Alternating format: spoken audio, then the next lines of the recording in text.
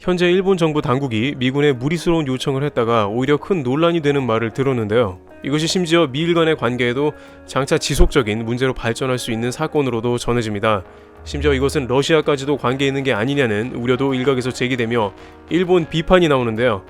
도쿄올림픽 조직위원회는 올림픽 기간 동안에 나리타 공항이 혼잡할 것을 예상하여 미군의 공군기지인 요코타 기지에 민항기를 이착륙해주는 것을 허락해달라고 미군 측에 요청했습니다. 요코타 기지는 도심에서 하네다 공항보다는 멀지만 나리타 공항보다는 더 가까워 위치도 괜찮습니다. 또한 지난 여름 태풍으로 나리타 공항이 마비가 됐는데 전문가들의 우려는 자연재해가 잦은 일본에서 이 정도로 공항이 마비가 된다면 도쿄올림픽 때에는 더 큰 혼잡이 있을 거라는 것입니다. 또한 여름에는 비가 많이 와서 수해가 잦은 데다가 태풍이라도 올 경우에는 무슨 일이 일어날지 모르므로 위험 분산 차원 그리고 트래픽을 나누는 차원으로 요코타 공군기지 사용을 미군 쪽에 요청한 것입니다. 그러면서 일본 측에서 한 말은 도쿄올림픽에 미군도 진지하게 협력하는 이미지로 비춰질 것이었습니다. 그런데 잘 도와주는 미군의 이미지를 어필해보자는 일본 정부의 이 말이 미군의 심기를 건드렸는지 미국 간부는 그런 교섭은 하지 않는다며 잘라 말했습니다. 그 다음에 일본은 무언가 장래에 속셈이 있는 게 아닌가라고 청천벽력 같은 반응을 한 것입니다.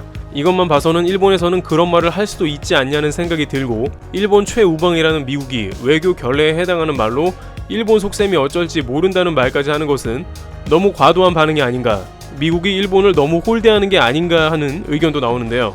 그런데 미국이 이렇게 예민한 반응을 보이는 것은 나름대로의 이유가 있다고 합니다. 그것은 당초의 약속과는 다르게 일본 당국이 미군 부대를 민간 공용 혹은 이전을 강요한다는 것입니다. 과거에 실제 고이즈미 총리는 조지 부시 대통령에게 요코타 기지에 민항기를 내리게 해달라는 요청을 한 바 있습니다.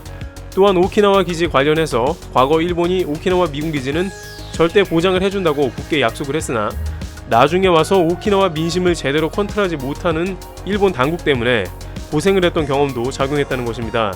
또한 최근 러시아와의 관계에도 있어서 일본은 점차 미국을 본국에서 밀어낼 수도 있다는 분석도 나옵니다.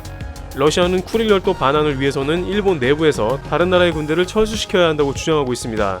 따라서 미국 입장에서는 일본이 쿠릴 열도 반환을 위해 미군의 점진적인 철수 혹은 본토에서 가까운 다른 곳으로 이전을 추진할 수도 있다는 가능성도 보고 있다는 것입니다. 러시아의 요구를 최대한 수용해 쿠릴 열도만 반환한다면 미군 부대의 본토 밖으로의 철수는 나쁘지 않은 선택인 것이죠. 결국 일본이 요코타 기지를 민항기가 내릴 수 있게 해달라는 요청이 미국 입장에서는 곱게 들릴 수 없다는 것입니다. 실제 방위성의 한 관계자는 미국 측이 이것이 개미구멍이 돼 항구적인 기지 반환의 계기가 될 걸로 경계한다고 말했습니다. 그러나 이러한 미군의 발언은 도쿄올림픽 조직위원회는 물론 일본 정부에 적지 않게 자존심이 상하는 발언일 수 있습니다. 도쿄올림픽 때문에 순수하게 요청한 것일 수도 있는데 자국의 최우선 동맹이 이를 단호히 거부했기 때문입니다. 도쿄올림픽을 앞두고 순수하게 공항만 이용하려 했다는 일본 측은 다소 억울한 입장이라는 반응입니다.